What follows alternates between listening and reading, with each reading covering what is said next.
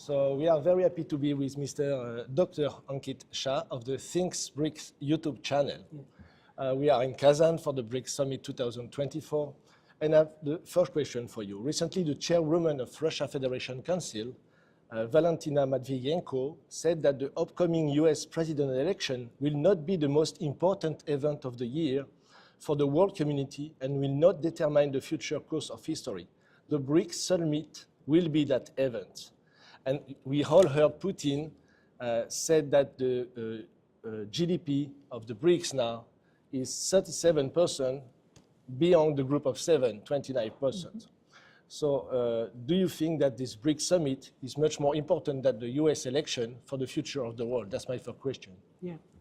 So as long as been my understanding of how democracies function in the Western collective, I believe the companies, the large corporations have grown themselves to a position where the Western elections or elected leaders do not have that kind of weightage in the decision making like they used to in the previous century, which is why the BRICS summit is a more important event than the US election. So I do believe that this is going to be the true starting point of multipolarity in the world, where Kazan will be remembered as across the globe for being the starting point.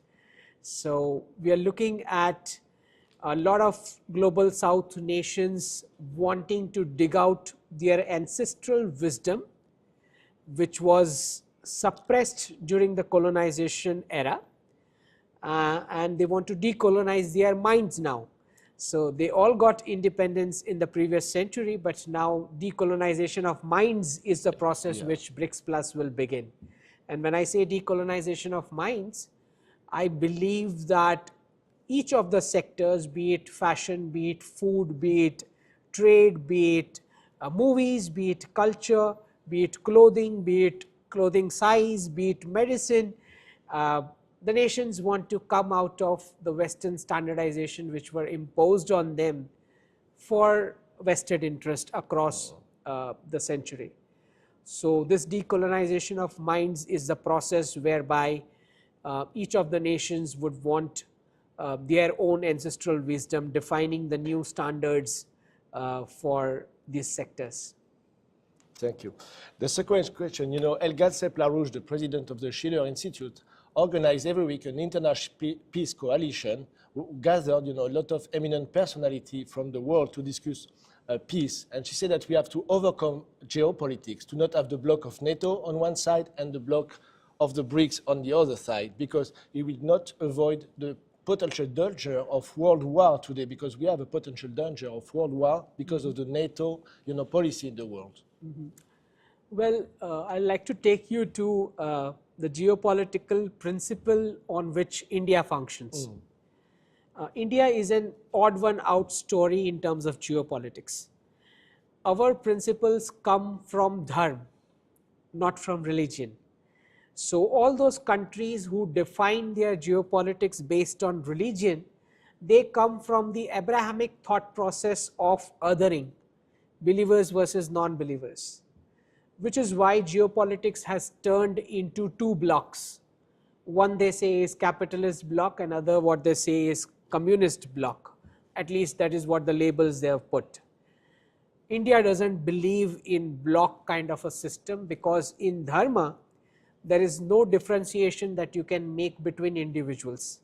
In religions, you have this tendency of commandments where you separate a treatment based on believers versus non-believers. So our geopolitics do not follow this principle, which is why the Western collective is always confused why India is joining BRICS and SCO. And they keep on wondering why it's not working, why India is not coming to their side. Similarly, the Chinese nation consistently becomes confused why India always goes in Quad as well, and the Western collective also they go and sit. So it's a Hindu dharmic foundation which says that we are going to maintain our strategic autonomy. We are not going to play this groupism thing. And we do believe that India can become the bridge between the East and West for the exact same reason. Okay? So this is the country. This is the country which holds more gold than the entire central banks of the world put together. So we are holding the real currency, so to speak. Okay. This is the country which is the last one which has the youngest population in the world. The Americans have aged, the Russians have aged, the Europeans have aged, the Chinese have aged, the Japanese have aged, and Koreans have also aged. So what do you think, who's going to take care of the aged people? And where will the aged people park their money? Right? So India is that place which is going to attract investments across the world in this century. This is our century. And I believe that BRICS will become the stage from where India will be able to bridge East and the West. Primarily, if the BRICS nations are able to achieve coming out of the single country reserve currency international trade, a lot of bilateral conflicts in the world can be solved. Because it was the security of the US dollar trade which was giving the ability to the nations to misbehave with each other. Okay, once you are tied up with national currencies trade, your window of misbehaving with each other reduces. Yeah, it was my last question, because we have, which is critical in the world, is the total collapse of the Western economy with quadrillion in speculative assets, and we all know that the big debate around the world today is de-dollarization of the world economy with a new SWIFT system, a new national currency exchange system. Maybe you are working on that with the people of the BRICS? I think the BRICS nations are looking forward to promoting national currencies trade, because our objective is not to target the dollar. The objective is to promote national currencies, because we want to see strength in our own national currencies.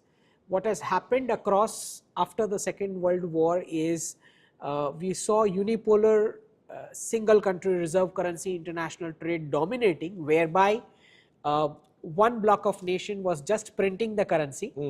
The others were using up their natural resources, polluting their countries, abusing their labor, and producing real goods and giving to the West. Now the other nations are saying, why don't you also pollute your country? Why don't you also use your natural resources? Why don't you abuse your labor as well? Why no need to take 5 vacations a year? Make some real product for us and we'll give you some real product. That is what this summit is about. Okay, great. Just one last word. How do you see the world with the eyes of the future, let's say 25, 50 years ahead for you? How do you see that? Well, I think 50 years from now, the conflicts would have reduced if we have achieved multipolarity. But we are going into a danger zone in the next 5 years right now, because this is the first time a lot of accumulated military and covert might of the US is unable to figure out what its role is going to be in the new world order. So when a hegemon or a superpower is unable to find out its role, there is going to be a temporary disorder which is going to be very painful for international trade.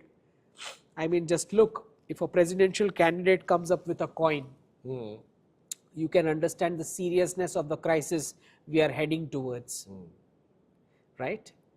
So in my opinion, next 5 years, everything that the West established as, say for example, classroom to jobs model, this was established for colonies all across the world 400 years back with pound as a single country reserve currency.